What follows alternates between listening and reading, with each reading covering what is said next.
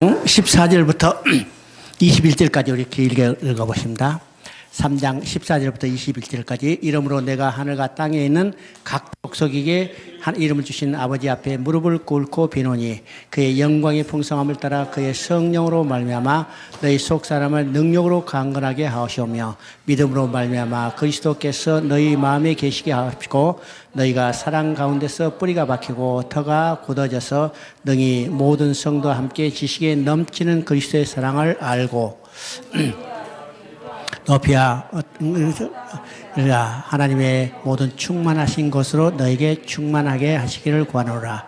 우리 가운데 역사하시는 능력대로 우리가 구하거나 생각하는 모든 것에 넘치도록 능히 하실 이에게 교회 안에서나 교회 안에서 영광이 되도록 영원 무궁하기를 원하노라. 이제 교회를 다 지어놓고 하나님께 봉헌하는 기도예요. 그래서 이 기도 마지막이 참 아주 백미죠. 교회 안에서 그리스도 예수 안에서 영광이 대대로 영원하기를 원하노라. 아멘. 자, 교회. 우리 교회 하면요. 우리 눈에 보이는 교회 이렇게 생각하니까 이게 가슴에 닿지 않는다. 그러면 교회는 1차적으로 누구라고 그랬어요? 구원받은 내 자신이 교회예요. 그죠? 교회. 하나님이 거할 처소죠? 우리가 너희가 하나님의 성전인 것과 하나님의 영이 너희 안에 계신 것을 알지 못했느냐. 그러면 우리 안에는 누가 계세요? 하나님이 영이 거하시는 거고 우리가 신약으로 이야기하면 하나님이 거하실 처소 교회가 됐어요. 이 작은 교회들이 모여서 서로 연결되어 지어가는 것이 오늘날 교회 공동체입니다. 교회 공동체. 그러면 교회라는 것을 다 짓고 마지막에 지금 기도하는 내용이에요.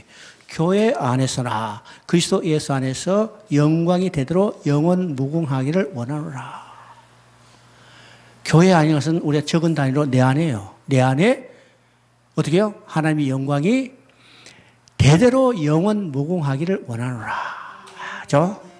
자, 이것이 이제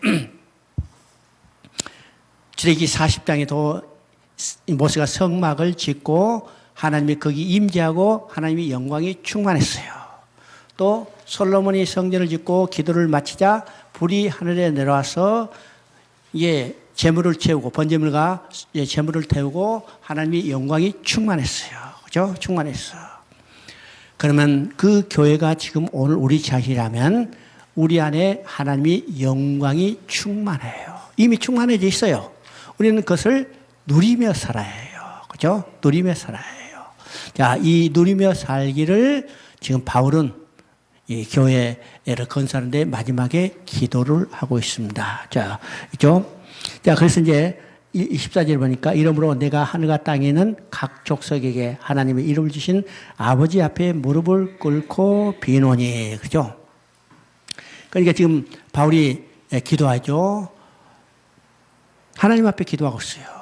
무릎 꿇고 기도하고 이 무릎 꿇은 후에 간절히 기도하고 그다음에 마지막으로 우리 안에 그죠? 각 교회 안에 하나님의 영광이 충만하기를 성령으로 다시 말해서 축복해 주는 겁니다. 축복해 주는 거죠. 바울은 지금 어디서 기도하고 있을까요? 이 기도는 지금 에베소서 기도하고 있습니다. 아니 에베소서 교회가 아니라 이 로마 감옥에서 기도했습니다. 로마 감옥에서 에베소 성도들을 위해서 기도하고 있는 거죠. 에베소 성도, 곧 에베소에 서진 하나님의 처소 그 교회, 각 성도들뿐만 아니라 그들이 모인 공동체인 에베소 교회를 위해서 기도하고 있습니다. 기도하겠죠? 그러면 바울은 지금 감옥에 갇혀서 재판 받을 말만 기다리고 있으면서 재판이 내가 뭘로 끝날까? 사형으로 끝날까? 아니면 무죄로 석방될 건가? 자, 이것을 바라고 있는 게 아닙니다. 왜요? 그는 죽든지 살든지 오직 무슨 일로 사명받았어요? 복음을 전하는 일로 사명받았기 때문에 죽으나 사는가 그것은 아무런 바울에는요 문제가 될 일이 없어요. 그렇죠? 그래서 지금 감옥에 갇혀 있지만은 자기가 받은 사명은 뭘까? 복음을 전하는 일이고 또 어떻게 해요? 하나님 앞에 기도하는 일입니다. 기도하는 일이요. 우리 평생에 할 수 있는 일이 두 가지 있다고 그랬죠? 두 가지 있어요. 우리 평생에 해야 할 일이 성경에는 세 가지를 이야기합니다. 자, 율법서를 평생에 옆에 두고 읽으라고 그랬어요. 신명기에 왕들이 해야 할 일이 뭘까 이야기할 때 율법서를 등사해서 평생에 옆에 두고 그것을 읽으라 가르치라고 그랬어요. 이게 평생에 할 일인데 이건 좀 평생에 못해요. 아프면 못하잖아요. 힘없으면 못하잖아요. 그런데 평생에 할 수 있는 일이 있습니다. 해야 할 일이 있어요. 이것은 평생에 기도하라고 그랬습니다. 또 평생에 뭐라고 했어요? 찬송하라고 했습니다. 그죠? 찬송하고 기도하는 것은 아파도 기도하고 배고파도 기도하고 할 수 있어요. 그죠? 할 수 있어요. 병상에 누워있다고 해서 못하는 게 아닙니다. 우리 보통 연약한 자들은 어떻게 해요? 아프면 언제 나을까 기도하는데 바울은 아파도 어떻게 했어요? 아프다고 끙끙거리지 않고 오히려 하나님을 찬송하며 기도했습니다. 언제? 빌립보 교회에서 그게 나타나죠? 지금 몽둥이로 맞아가지고 온몸이 얻어 터졌는데 어떻게 했어요? 밤중에 기도하며 찬송했다고 했어요. 기도하며 찬송해요. 그러니까 바울은요, 평생에 기도하고 찬송하라는 하나님 말씀대로 평생에 기도하며 찬송했던 사람인데 그가 감옥에 갇혔어도 기도하고 있는 겁니다. 기도하고 있는데 누구 앞에 기도하고 있어요? 아버지 앞에 기도했습니다. 우리가 막연히 기도하는 게 아니고 우리가 기도하는 것은 어디 앞에 나왔어요? 아버지 앞에 나왔었는데 여기서 그냥 나와서 기도한 게 아니라 무릎 꿇고 기도했어요. 물론요, 우리가 아버지 앞에 나왔을 때 맨날 무릎 꿇는 게 아니죠? 무릎 꿇는 게 아니지만은 여기서 지금 무릎 꿇고 기도해서 나서는 그만큼 간절하게 기도한 겁니다. 기도한 거예요. 어떤 사람이 간절할 때는 어떻게 해요? 간절할 때는 무릎 꿇고 기도하는 거예요. 지금 돈이 없어서 죽게 됐어. 지금 돈이 오늘 몇백만이 없어서 부도난다. 그러면 이제 돈 빌리러 가죠. 그래서 돈 안 준다 하니까 어떻게 해요? 무릎 꿇고 비는 거예요. 제발 좀 살려주세요. 이게 얼마나 간절한 심정이에요. 우리가 간절한 심정. 간절한 심정으로 기도하면 어떻게 해요? 마음이 녹아서 어떻게 해요? 그 기도를 응답해 주는 거예요. 우리가 매번 무릎 꿇고 기도하는 건 아니지만은 그래도 아버지 앞에 간절한 마음으로 기도하고 있는 겁니다. 그러면 그 기도드리는 것이 어떤 것일까? 그죠? 그 기도드리는 것이 이제 16절부터 나옵니다. 16절 한번 읽어봅니다. 16절. 그의 영광의 풍성함을 따라 그의 성령으로 말미암아 너희 속사람으로 능력에 강건하게 해주시고. 그러면 첫 번째 기도가 뭐냐고? 성령으로 말미암아 너희 속사람을 능력으로 강건하게 해주셨다고 그러죠. 오늘 교인들의 가장 큰 약점은 어떤 것일까요? 속사람이 연약하다는 거예요. 약하다는 거예요. 속사람이 약하다는 거예요. 겉으로는요, 굉장한 믿음, 아주 대단하다. 이런 믿음을 가진 것 같은데 그 속사람은 약하다는 거예요. 뭐가 약하다고 했어요? 속사람을 능력으로 강건하게 해 주십시오. 그렇죠? 그냥 강건하게 해주는 게 아니라 능력으로 강건하게 해줄 거예요. 그러면 이 능력은 어떤 능력이요? 예수 그리스도를 죽은 자 가운데서 살게 하신 능력. 그 능력이 우리 속에서 능력으로 역사사 우리를 강건하게 해주시고요. 세상은요, 우리를 넘어뜨리려 하는 많은 대적들이 공격해 옵니다. 공격해 오죠? 그래서 그 공격이 어떤 것이요? 우리는 알 수도 없죠? 알 수도 없죠. 외적으로는 핍박이요. 또 내적으로는 진리의 복음을 변질하게 하는 시력이요. 또 더 중요한 것은 내 마음속에 나타난 것입니다. 내 마음속에 나타난 것은 어떤 것이요? 내 마음속에 나타나는 것은 하나님과 교제를 멀게 하는 겁니다. 멀게 하겠죠? 하나님과 교제를 멀게 하는 것은 어떠해요? 우리가 말씀을 읽고 배우고 익히는데 소홀히 하게 하는 겁니다. 또 우리의 교제를 멀리 하게 하는 건 어떠해요? 우리가 기도가 못하도록 하고 기도가 되지 않도록 방해하는 겁니다. 여러분, 기도할 때 기도가 쉽게 이루어져요? 기도도 전투입니다. 기도도 전투. 지금 GMI 훈련하는 데 써졌죠? 그렇죠? 전투. 기도도 전투입니다. 그러니까 기도도 전투하면 기도를 방해하는 세력도 강력하게 대적해 온다는 거예요. 우선 기도하지 못하게 해요. 또 기도할 때 어떻게 해요? 기도가 끊어지도록 해요. 또 기도할 때 어떻게 해요? 끊어지게 하느냐? 우리가 기도할 때 잡생각이 계속해서 우리를 영향을 미치죠? 여러분, 참 이 기도하는 게 쉽지 않다는 사실을 알아야 합니다. 그래서 너희 속사람으로 능력으로 강건하게 해 주십시오. 자, 두 번째는 17절에 나오죠. 믿음으로 말미암아 그리스도께서 너희 마음에 계시게 하옵소서. 그죠? 이 기도는 에베소를 성도를 위한 기도인데 그들은 성령으로 거듭났으며 이미 마음에 그리스도를 영접한 사람이죠. 야, 그들은 이미 예수 그리스도를 영이 그들 가운데 있는데 그렇다면 이 기도는요, 예수 그리스도를 영접하게 해달라고 하는 기도가 아니고 어떻게 해요? 자, 그리스도가 이미 우리 안에 계시기 때문에 그리스도께서 너희 마음에 계시게 하옵소서라는 것은 어떤 거요? 계시요. 우리 마음에 계시라는 것은 우리 마음에 그리스도께서 계셔서 그리스도가 우리의 모든 것을 통치해 달라고 기도하는 겁니다. 그래요. 그리스도가 우리 마음에 왜 계셨어요? 왜 계셔요? 그리스도가 우리를 통치하겠어요. 그래서 그리스도를 우리의 주라고 고백하죠. 주라고 고백하는 것은 주인이 돼서 우리를 통치해야 되는 거예요. 통치해요. 그러면 오늘의 우리의 삶은 어떤 것이요? 그리스도가 우리의 주가 되시기 때문에 우리는 그리스도의 통치를 받는 삶이 돼야 해요. 통치를 받는 삶이 돼야죠. 그런데 오늘 우리의 신앙생활은 어떤 것이요? 우리가 그리스도의 통치를 받는 게 아니고 우리가 그리스도를 통치하려고 그러죠. 그리스도를 통치하려고. 그래서 자기가 필요할 때만 그리스도 이름을 불러. 자기가 아쉬울 때는 안 불러요.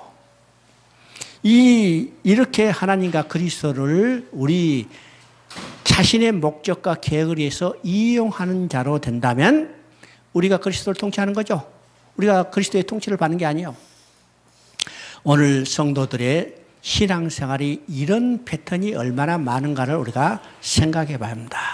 그래서 바울은 이미 그리스도를 영접한 그 기독교인들에게 그리스도께서 너희 마음에 계시게 하옵소서. 다른 말은요, 그리스도가 우리의 모든 삶을 주관하고 통치해 달라고 기도하는 겁니다. 기도하는 거죠. 마음에 계시다는 말은 좀 자정이 계시고 통치한다. 그 다음에 이제 17절에 또 하나의 기도가 나오죠. 사랑 가운데서 너희 터가 굳어지기를 구한다. 그죠? 이제 사랑 가운데서 뿌리가 바뀌고 터가 굳어져서 하는 것은 어떤 사랑인가? 자, 그리스도를 영접한 사람은 그리스도의 사랑이 우리 안에 뭐였어요? 성령으로 말미암아 부음받은 사람들이요. 그죠? 부음받은 사람들. 그리스도를 영접하면 그리스도의 사랑이 우리 마음에 성령으로 말미암아 부음받았다는 것은 주체할 수 없는 사랑이 우리 가운데 부어졌다는 거죠. 그 주체할 수 없는 사랑은 어떤 것이요? 예수 그리스도가 십자가의 흘림으로 통해서 이루어진 사랑이 우리 마음속에 성령으로 말미암아 주체할 수 없도록 부어진 자들이요. 그러면 이 사랑이 어떻게 나타나요? 이제는 교인과 교인 간의 사랑이 나타나고 또 더 나아가서는 이웃과의 사랑이 나타나요. 그래서 이 사랑이 그리스도를 통해서 부어진 우리 사랑이 이제는 뿌리가 박히고 터가 굳어져서 사랑이 우리가 깊은 뿌리가 박히고 이가 터가 넓어져야 합니다. 몰라줘요. 그런데 우리 이 사랑이 얼마나 나타나는가, 그렇죠? 생각해 봅니다. 그 다음에 이제 또 기도가 있죠. 그 기도는 능히 모든 성도와 함께 지식에 넘치는 그리스도의 사랑을 알고 그랬습니다. 자, 여기서 모든 성도와 함께 그 지식에 넘치는 그리스도의 사랑을 알게 하고 있죠. 그래서 그 다음에는 뭐라 쓰냐? 그의 너비와 길이와 높이와 깊이가 어떠함을 깨달아. 하나님의 모든 충만하신 것으로 내게 충만하기를 원하노라. 그랬어요. 그래서 능히 모든 성도와 함께 지식에 넘치는 그리스도 사랑을 알게 해달라고 그랬어요. 이 지식에 넘치는 사랑을 알게 해달라고 그랬죠. 그러니까 일반적인 삶의 단계보다 훨씬 더 높은 단계를 이야기합니다. 자, 일반적으로 알고 있는 그 지식의 단계, 그 사랑의 단계보다 훨씬 뛰어넘는 단계를 이야기해요. 되죠? 자, 지식에 넘치는 사랑. 그러면 우리가 지식하면요, 어떤 것이고요? 일반적으로 정보적 지식을 가지고 있는 것을 우리가 지식이라고 합니다. 근데 그 지식에 넘치는 사랑이라고 하죠. 그 정보적 지식을 넘어서는, 그러니까 지식을 초월하는 그리스도의 사랑을 아는 거예요. 그러니까 여기서 지식을 넘치는 사람의 사랑인 것은 어떤가? 우리가 정보적인 지식, 이런 관계인 것이 아니라 이 관계적 지식, 그죠? 이 관계적 지식, 이것을 알기를 원하는 겁니다. 성경은요, 자, 우리 아까도 얘기했지만 생각하라는 말이 많이 나오다시피 또 어떤 말이 많이 나와요? 알라는 거예요. 하나님을 알라는 거예요. 알라는 말이 나오죠? 자, 호세아서 4장 6절을 보면 이 백성이 지식이 없음으로 망하게 됐다고 했어요. 자, 이 지식은 어떤 것인가? 하나님을 아는 지식이요. 하나님을 아는 지식이 없음으로 망하게 됐다는 거예요. 그럼 여기서 하나님을 아는 지식은 어떤 것이요? 하나님을 아는 지식이 어떤 것이요? 여기서 말하는 지식에 넘치는 하나님의 사랑을 이야기합니다. 그러면 이 지식은 여러 단계가 있습니다. 그러면 그 지식은 어떤 것일까? 일반적으로 정보적인 알미요. 그죠? 정보적인 알. 이것은 우리가 어느 정도 알 수 있어요. 신문에 나는 사람들 볼 수 있죠? 우리 문재인 대통령을 알아요. 그죠? 그 사람이 지금 몇 살인지, 부인이 누군지, 성질이 어떤 것인지 대강 알아요. 그죠? 또 어떤 사람은요, 자기 자신에 대해서 자서전을 썼기 때문에 그 사람 어렸을 때 태어날 때부터 고향이 어디고 친구가 누구고 무슨 일 해갖고 다 알아. 이명박 대통령 이게 이제 자서전 썼어요. 졌죠? 읽어보니까 다 나타나. 뭐 했는지 다. 이것을 안다 하더라도 이것은 어떤 것이요? 정보적 지식에 불과해요. 정보적 지식에 불과하죠? 근데 성경에서 말하는 이 지식은 정보적 지식이 아니라 관계적 지식을 이야기합니다. 관계적 지식을 알아야 정말로 그 사람과 나와 은밀한 관계까지를 통해서 그 사람을 깊이 알게 되죠. 여러 번 이야기지만 성경에서 말하는 이 지식은 관계적 지식인데, 이 관계적 지식은 어떤 것이요? 하나님과 인간의 관계는 남편과 아내의 관계예요. 남편과 아내의 관계는 어떻게 해요? 결혼해서 사는 거예요. 자, 이 결혼해서 사는 것을 통해서 아는 것을 우리가 관계적 지식이라고 합니다. 관계적 지식. 결혼할 때 모르죠? 알아요? 아? 몰라. 얘나 봐야 알아. 그것도 몰라. 언제 봐야 알아요? 50년 살아봐야 안다고 그랬죠. 50년 살아봐야, 야, 50년 살아보니까 당신하고 못 살겠다. 그래서 결혼 이혼하죠. 50년 살아봐야 알아. 나도 이제 50년 몇 달 안 남았어. 그죠? 몇 달 안 남았어. 이게 조심해야죠. 못 살겠다. 나가라 하면 이제 어떻게, 야, 그래도 내가 성견이나 있으니까 붙어 살겠지. 야, 이게 아는 겁니다. 아는 거죠? 이게 관계적 지식. 우리가 하나님을 알 때 어떻게 알아요? 이런 상태로 깊이 다 알라는 거예요. 알라는 거예요. 그래서 능히 모든 성도와 함께 지식에 넘치는 그리스도의 사랑을 알고, 그러면 이 관계적 지식을 통해서 이 사랑을 알게, 하나님을 알 때 여기 이제 19절에 이야기한 대로 그 넓이와 깊이와 높이와 깊이가 어떠한 것임을 깨달아 하나님의 모든 충만하신 것으로 내게 충만하기를 원하노라. 이 관계적 지식을 통해서 우리가 하나님의 사랑이 지금 이야기한 대로 넓이와 깊이와 높이와 이제 이가 얼마나 크고 넓은지를 알 때 그 충만한 것이 우리에게 충만해진다는 겁니다. 충만해죠? 충만해요. 그러면 하나님의 사랑은 지금 넓이와 길이와 높이와 깊이라고 했는데 이것을 어떤 것을 이야기할까? 여러분 이제 교재에 있는 이죠. 넓이는요, 모든 인류를 다 수용할 만큼 넓어요. 그죠? 65억이다. 이제 세계 인구가 60억이다. 그러면 59억 9,999까지는 사랑하고 한 사람 사랑하지 않은 게 아니고 이 모든 사람을 다 수용할 만큼 넓은 사랑입니다. 그러니까 하나님 사랑은요, 모자라지 않죠? 모자라요. 또 길이는 어떤 것이요? 세상의 시간을 넘어서 계속될 만큼. 그러면 하나님의 시간은 언제부터 언제까지요? 영원부터 영원까지. 영원부터 영원까지 하나님은 우리를 사랑할 수 있어요. 우리 사랑은 언제까지요? 우리 사랑은 언제까지요? 태어나서 죽을 때까지만 사랑하는데 그것도 다 사랑 못하죠? 그것도 다 사랑 못해. 근데 하나님의 사랑은 태어나서 죽을 때가 아니라 영원부터 영원까지 사랑하는 거예요. 이것이 하나님의 사랑의 길입니다. 높이는 거요. 그리스도를 하늘로 올릴 만큼 지극히 높은 거. 그죠? 그 다음에 깊이는 가장 타락한 인간을 구원하실 수 있는 만큼 그 충분한 깊이 속에. 그러면 예수 그리스도의 사랑은 어떻게 나타났어요? 지옥불에 떨어져 있는 우리를 구하시기 위해서 내려오셨어요. 이것이 하나님의 그리스도를 통해서 우리에게 보여준 사랑이죠. 넓이와 깊이와 높이와 깊이.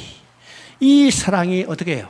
이 사랑이 충만해서 하나님의 모든 충만하심이 너에게 충만하기를 기도하는 겁니다. 정말로 우리 이 사랑을 알았다면, 이 사랑을 우리가 알았다면 하나님은 이 사랑을 우리에게 충만하게 부어주시기 위해서 어떻게 했어요? 예수 그리스도가 십자가에 죽으심으로써 해서 우리를 충만케 해주셨죠? 그러면 이 사랑이 우리 어디 속에 있어요? 우리 속에 있는 겁니다. 이 사랑을 우리가 알기를 위해서 지금 바울은 에베소 교인들이 이 사랑을 알기 위해서 기도하지만은 근본적으로 하나님께서 우리가 그 사랑을 알도록 기도하고 있는 겁니다. 기도하겠죠? 그래서 이제 19절에 하나님께서 모든 충만한 것으로 충만하다. 그래서 이게 충만하는 것을 계속해서 이야기합니다. 계속이죠. 자, 우리가 이제 1장에 보면 또 거기서 나타나죠. 1장 23절을 보면 교회는 그의 몸이니 만물 안에서 만물을 충만케 하시는 이의 충만함이라. 이 말은 만물을 충만케 하시는 자로 말미암아 우리가 충만케 됐다는 이야기죠. 충만케요. 그럼 만물을 충만케 하시는 자는 누구요? 곧 예수 그리스도예요. 예수 그리스도를 말미암아 하나님의 충만이 우리 가운데 이제는 흘러 넘치게 됐어요. 흘러 넘죠? 바로 이제 바울의 기도를 통해서 모든 하나님의 충만하신 것으로 충만한 것이 우리에게 충만하기를 원한다. 자, 20절을 보니까 우리 가운데 역사하시는 능력대로 우리가 구하나 생각하는 모든 것에 더 넘치도록 능히 하실 예게. 이거죠? 참 이게 놀라운 이야기입니다. 우리 가운데 역사하시는 능력대로 우리가 구하거나 생각하는 모든 것에 넘치도록 능히 하실 예게. 자, 이 말은 어디서 말과 비슷하냐면요. 로마서 8장 32절의 말과 비슷하죠. 자기 아들을 우리에게 주신 이가 이보다 더한 것도 우리에게 주시지 않겠느냐. 그죠? 자, 우리를 구원하시기 위해서, 우리를 하나님의 처소로 만들기 위해서 하나님은 자기 아들까지도 주셨어요. 그죠? 자기 아들은 하나님 자신이요. 그죠? 독생자 예수 그리스도 하나님 자신이요. 하나님 자신이 우리를 위해서 모든 것을 주셨다면 이보다 더한 것도 우리에게 주시지 않겠어요? 자, 그래서 교회 안에서나 그리스도 안에서 영광이 되도록 내게 충만하기를 구하노라. 영원 무궁하기를 오래 구하노라. 자, 하나님의 영광이 우리 안에 영원 무궁하게 돼 있다는 사실을 우리가 알고 이것을 우리는 누리며 살아야 하는 겁니다. 누리며 살아야죠. 그 다음에 이제 4장을 봅니다. 오늘 4장 7절까지 우리 보고 끝내겠습니다. 4장. 4장부터 이제 6장까지는 어떤 것이에요? 1장부터 3장까지 해서 교회를 설립했어요. 교회를 건설했어요. 그러면 그 교회에서 어떻게 살아야 하는가? 자, 교회는요, 교회를 지은 것이, 이제 교회를 만드는 것만 목적이 아니라 교회에서 삶을 살아가야죠. 그래서 어떤 삶을 살 것인가. 그 다음에 이제 교회를 어떻게 지킬 것인가. 이 관계를 이제 4장부터 6장까지 이야기를 합니다. 이야기죠. 자, 예, 이것을 이제 다른 개념으로 이야기하면 1장부터 3장까지는 하나님께서 나를 위하여 해주신 일이 무엇인가를 아는 겁니다. 그러면 하나님께서 나를 위하여 해주신 일은 어떤 것이요? 잃어버린 백성을 찾는 거고, 다른 말하면요, 하나님의 구원 계획이고, 다른 말로 하면 하나님 나라를 건설하는 이야기고, 다른 말로 하면 교회를 세우는 일입니다. 이러죠? 그러니까 1장부터 3장까지는 하나님이 나를 위하여 해주신 일이 무엇인가를 논증해 왔어요. 논증했죠? 쉽게 말하면 그리스도의 피로, 자, 이방인이었던 할례 밖에 있던 자 또는 약속 밖에 있던 자들을 이제는 어떻게 해요? 그리스도 안으로 들어오게 해서 이제는 그를 통해서 하나님이 계시는 처소 교회를 건설하겠어요. 그 교회는 어떤 것이요? 하나님이 충만한 것이 이 교회 안에 충만하게 된 것을 이야기합니다. 그러면 이제 이 4장부터 6장까지는 이제는 하나님이 해주신 일이 무엇인지를 알았다면 이제는 그의 합당한 삶을 살도록 우리에게 권면하는 내용입니다. 권면하기죠. 이것이 이제 서신서의 기본적인 구조라고 그랬습니다. 여러분 이제 서신서를 볼 때는 대부분의 서신서이 이 두 부문으로 나눠 있다고 그랬습니다. 나눠 있다고 했죠. 자, 로마서를 예를 들면 로마서도 16장인데 이 두 부분 돼 있어요. 1장부터 11장까지는 하나님이 나를 위하여 해주신 일, 다른 말은요, 하나님의 구원 계획을 이루신 일을 그대로 기록했죠. 그리고 이제 12장 1절에서는 그러므로, 그죠? 그러므로란 말은 하나님이 나를 위해서 해주신 일, 1장부터 11장까지 해주신 일을 알았다면 이제는 그의 합당한 삶을 살도록 실천적인 권면을 하는 겁니다. 그래서 이제 하나님과 관계, 성도와 관계, 교회와 관계, 국가와 관계, 여러 관계들을 쭉 이야기하는 겁니다. 그죠? 자, 그 다음에 히브리서도 마찬가지입니다. 히브리서도 서신서이기 때문에 기본적인 서신서의 구조가 두 부분으로 나눠 있다고 했습니다. 그러면 히브리서서는 어떻게 나눠 있을까? 1장부터 12장 18절까지는 어떻게 해요? 하나님이 나를 위하여 해주신 일이요. 쉽게 말하면 하나님께서 예수 그리스도를 대제사장으로 세워서 예수 그리스도의 자신을 제물로 삼으셔서 하나님이 계시는 참 장막에 제사를 드림으로 하나님 앞에 나아가는 길을 열어준 것이죠. 이런요. 이것이 히브리서의 전반부입니다. 그러면 어떻게 후반부는 하나님이 나를 위하여 하나님께 나아갈 길을 열어주셨기 때문에 우리는요, 이제는 하나님 앞에 나아갈 길이 열려서 큰 믿음으로 하나님 앞에 나아가라는 거예요. 그죠? 하나님. 그래서 후반부는 10장 19절부터 13장 16절까지가 후반부입니다. 이 서신서의 기본적인 구조죠. 그래서 에베소서도 이런 서신서이기 때문에 기본적인 동일한 구조를 가지고 있는 것을 우리가 보게 됩니다. 그래서 1장부터 3장까지는 하나님이 나를 위하여 해주신 일이고, 그 다음에 4장부터 6장까지는 우리가 교회라는 것이 세워졌다면 이 교회에서 어떤 합당한 삶을 살 건가에 대해서 이야기를 합니다. 자, 그러면 교회에서 삶을 살 때 교회의 가장 최우선적인 과제가 무엇일까? 과제가 무엇일까? 그게 바로 하나 되도록 한다는 거예요. 하나되도록 하라요. 하나되도록요. 그래서 이제 한번 읽어봅니다.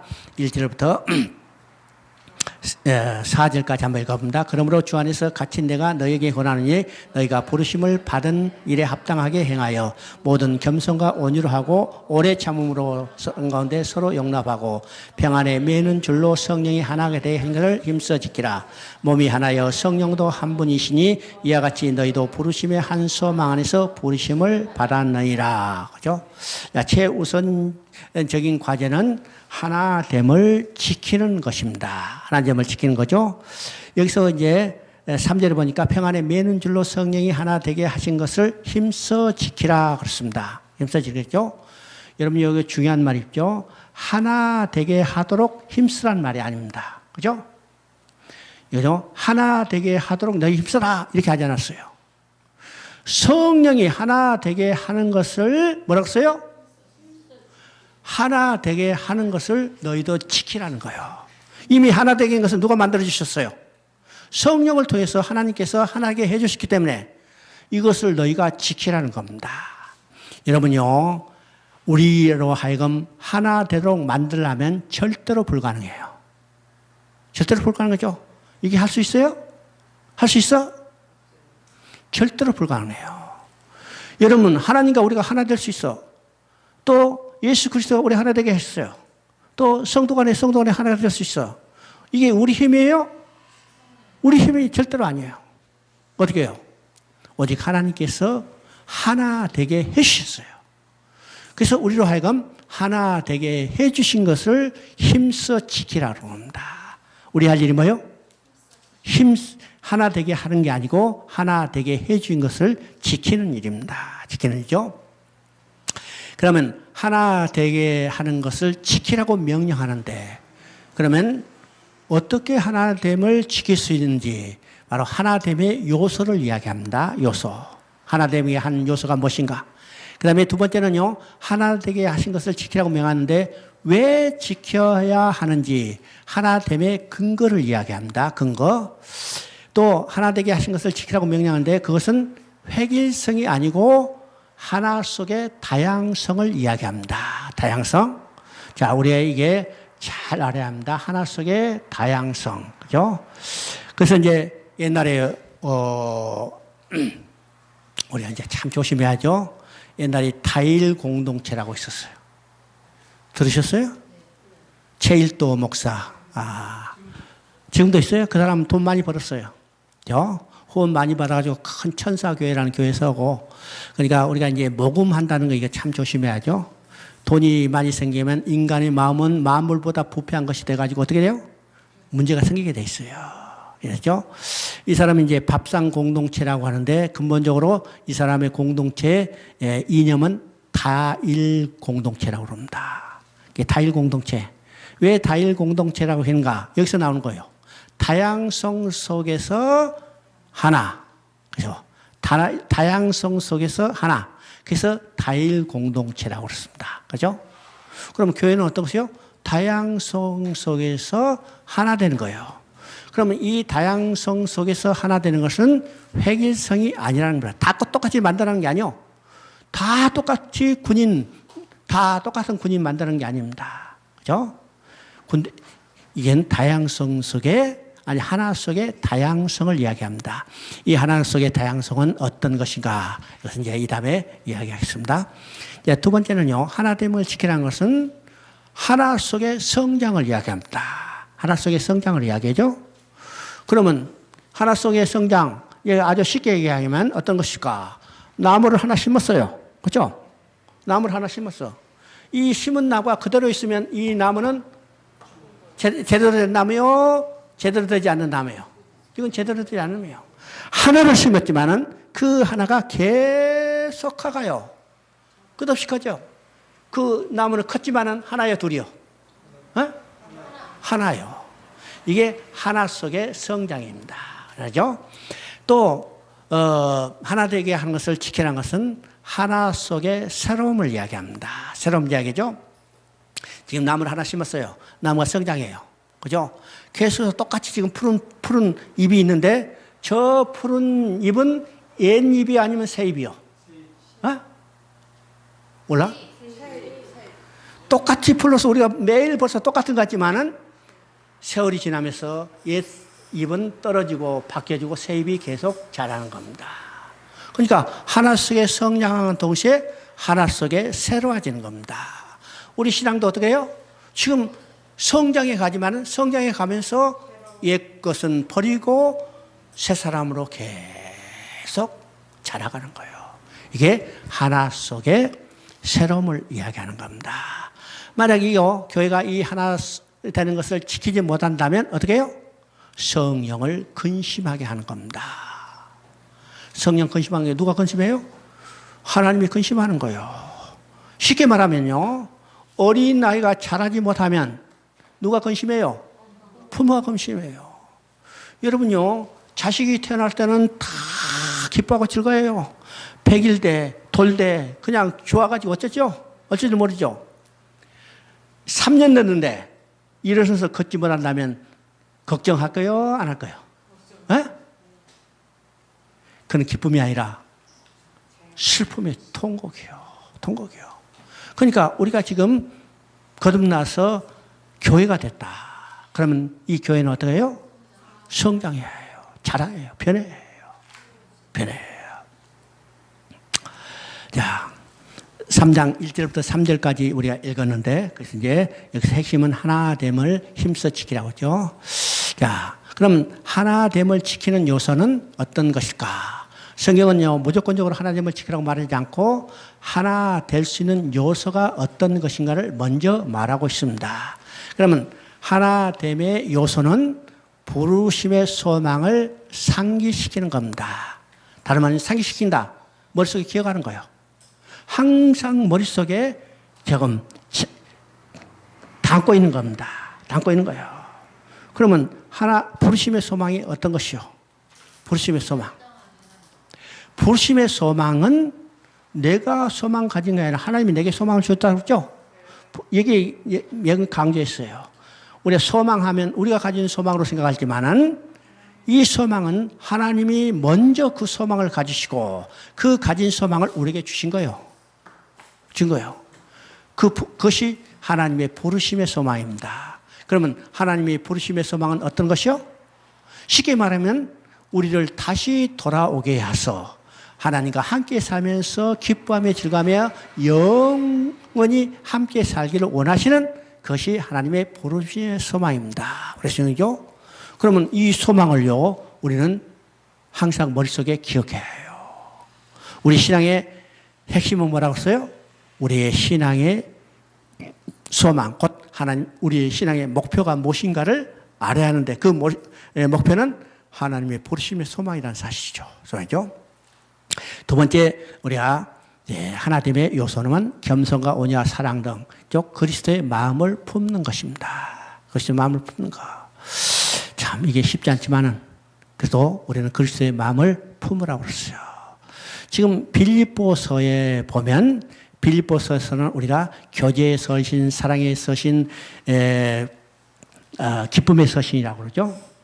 여러분요, 빌립보서서 하면 참 우리가 좀 은혜로운 서신 이렇게 이야기했어요. 기쁨의 서신, 교제의 서신, 사랑의 서신 이야기인데, 여러분 빌립보서를 쓸 때 바울이 빌립보 교회가 쓴 그 상황에서는 절대로 빌립보 교회는 기뻐할 수 없는 교회예요. 기뻐할 수 없는 교회입니다. 왜일까요? 빌립보 교회는 당시에 큰 기근이 일어났어요. 마게도니아죠. 이게 기근이 일어나서 정말 형편없이 어려운 상황이죠. 또 빌립보 교회는 어떤 상황이에요? 빌립보 교회는 지금 분파가 생겼어요. 교회 내에 싸움이 있었어요. 있었어 없어요? 있었잖아요. 그러니까 지금 성경에 기록될 정도 되면 그 분파가 쉬운 일이 아니라는 사실이죠. 쉬운 일이 아니에요. 바울에게 가가지고 그 소리가 들려서 바울이 빌립보 서에다 그 내용을 쓸 정도 되면 이건 심각한 상태입니다. 심각한 상태예요. 또 편지를 쓴 바울 자신이 어떤 형편이요? 감옥에 있어요. 지금 재판 결과에 따라서 죽을 수도 있어. 그죠? 자, 이 심각한 상태에서 바울이 외적으로 기쁨을 누릴 수 있는 상태예요? 아니요. 그러니까 빌립보 교회 그 서신을 쓸 때 상태는 빌립보 교회는 절대로 기쁨을 가질 수 없는 상황이지만은 바울은 기뻐하라고 그랬어요. 누구 안에서? 주 안에서.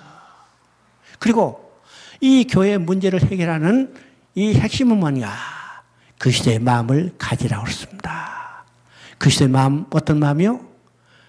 자기의 모든 것을 우리를 위하여 내어주시는 그 사랑의 마음입니다. 그 사랑의 마음이죠.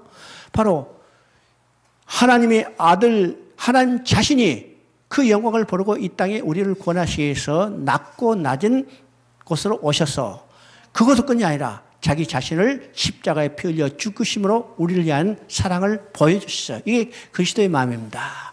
이 그리스도의 마음을 가질 때 어떻게 해요? 겸손과 온유와 사랑 등이 나타날 수 있습니다. 그래서 하나됨을 지키는 요소는 어떻게 해요? 그리스도의 마음을 갖는 겁니다. 그 다음에 셋째는 평안에 매는 줄로 튼튼히 유대를 가질 것이다. 그죠? 자, 이것은 성도 한 사람 한 사람 간에 바로 튼튼한 유대를 갖는 것을 이야기합니다. 그죠? 교회는 어떻게 지었었어요? 교회는 어떻게 지었었어요? 사도와 선지자의 터 위에 예수 그리스도가 모퉁이 돌이 돼서 어떻게요? 각 구원받은 성도들이 연결되어서 그리스도와 함께 교회라는 이 공동체를 지어졌죠.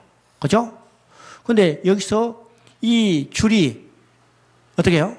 약하고 끊어진다면 교회라는 것이 무너지죠. 그래서 사랑에 매는 줄로 튼튼히 해요. 이것이 하나됨, 교회를 하나 되게 하는 요소라는 것을 우리가 보게 됩니다. 그렇죠? 그 다음에 4절부터 6절까지 한번 읽어봅니다. 몸이 하나요 성령도 한 분이시니 이와 같이 너희가 부르심의 한 소망 안에서 부르심을 받았느니라. 주도 한 분이요 믿음도 하나요 세례도 하나요 하나님도 한 분이시니 곧 만유의 아버지시라. 만유에 계시고 만유를 통일하시고 만유 가운데 계시니라. 그렇죠? 자, 여기도 똑같이 삼위 하나님의 역사가 나타나죠. 자, 지금 4절에 보니까 성령도 한 분이요, 5절에 보니까 주도 한 분이요, 6절에 보니까 하나님도 한 분이시라. 그러니까 에베소서는요, 교회를 지어가고 교회를 지켜나가는데 삼위 하나님이 계속해서 동역한다는 사실을 우리가 알아야죠. 그죠? 우리를 교회를 건설할 때도 삼위 하나님이 역사했어요. 교회를 세워갈 때도 삼위 하나님이 역사했어요. 교회를 지켜가는 것도 삼위 하나님이 동역하는 것을 우리가 보게 된다, 보게 되죠. 교회는 어떤 것일까? 하나님이 계신 처소이기 때문에 삼위 하나님이 우리가 동역하는 겁니다. 그래서 몸이 하나요 성령도 한 분이시니 역습니다. 그 다음에 5절에 주도 한 분이요 믿음도 하나요. 그 다음에 6절에 하나님도 한 분이시니 곧 만유의 아버지시라. 만유에 계시고 만유를 통일하시고 만유 가운데 계시다. 이제 이게 하나됨의 근거가 무엇인가를 이야기합니다. 앞에서는 이제 하나됨의 요소가 무엇일까? 또 이제 두 번째는 하나님의 근거가 무엇일까? 성령도 한 분, 주도 한 분, 하나님도 한 분이에요. 그렇기 때문에 우리도 이제 교회도 어떻게 해요? 하나됨을 지켜야 하는 겁니다. 지켜야죠, 지켜야. 자.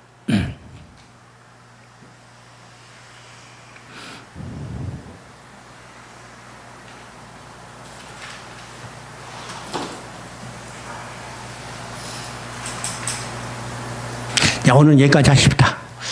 여러분 이제 그 자세한 내용은요, 여러분 이제 교재에 있으니까 한번 읽어보시면 돼요. 그건 이 내용은 그렇게 어려운 내용들이 아닙니다. 그렇죠? 야, 기도하겠습니다. 고마우신 하나님 아버지, 참으로 우리를 구원하시고 우리 안에 하나님이 계신 처소인 교회를 지으시기 위해서 어떻게 역사했는가를 우리가 돌아볼 때 하나님의 그 깊으신 사랑의 넓이와 깊이와 높이와 넓이를 우리가 측량할 수 없고 그 사랑이 우리 안에 있다는 사실을 확신할 때 그리스도의 모든 충만함이 우리에게 충만함을 깨닫게 하셨고 우리가 그 영광 가운데 하나님의 영광을 드러낼 수 있는 믿음의 신실한 삶을 살 수 있도록 우리를 친히 이끌어 주시옵소서.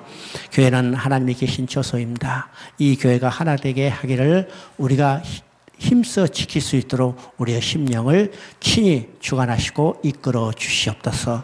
오늘도 더운 날씨 가운데 말씀을 사모의 자리에 오랜 시간 말씀을 붙들고 듣기를 원하는 그들의 여러 가지 환경을 지켜주시고 참으로 감사드립니다. 우리가 이제 배운 것을 더욱 우리 삶 속에서 실제적으로 적용하며 하나님의 영광을 드러낼 수 있도록 이끌어 주시옵소서.